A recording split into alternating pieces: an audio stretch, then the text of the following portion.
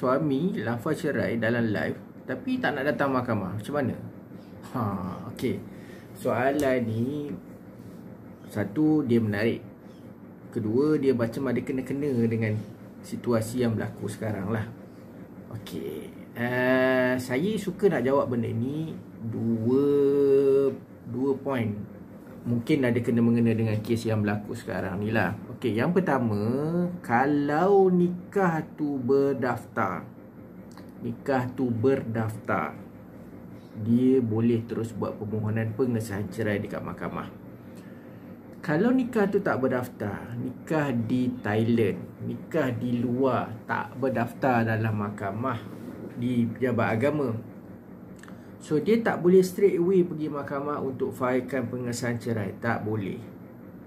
Walaupun dia ada surat nikah, mungkin surat nikah Thailand, mungkin surat nikah Indonesia, dia tak boleh pergi ke mahkamah straight away. Dia kena buat pengesahan nikah dulu, baru boleh buat pengesahan cerai tu. Itu situasi dia bila orang yang nikah tak berdaftar.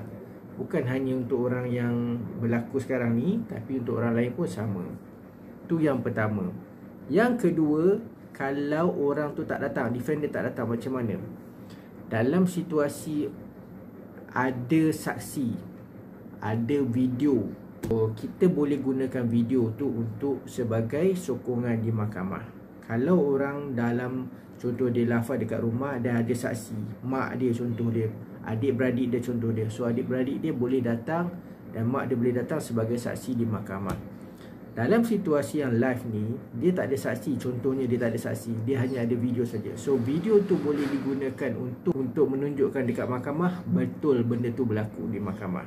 Dan saksi-saksi mata yang ada dalam video tu, contohnya saya ingat berapa ribu itu, ada 2,000 juga kan. Saksi-saksi mata tu sebenarnya boleh juga dipanggil ambil saksi. Isu dia tak masalah dia, kita tak kenal saksi mata tu siapa dia. Ramai macam tu, 10,000, 20,000 pun kita tak kenal masalah dia. Orang tu siapa dia, follower kita tu tak tahu. Itu isu dia. Tapi nak gunakan mereka tu sebagai saksi boleh, sebab mereka melihat benda tu secara pandangan mata dan mereka tahu apa yang berlaku pada waktu tu. So tapi kita tak kenal dia. Kalau kita kenal, bolehlah panggil.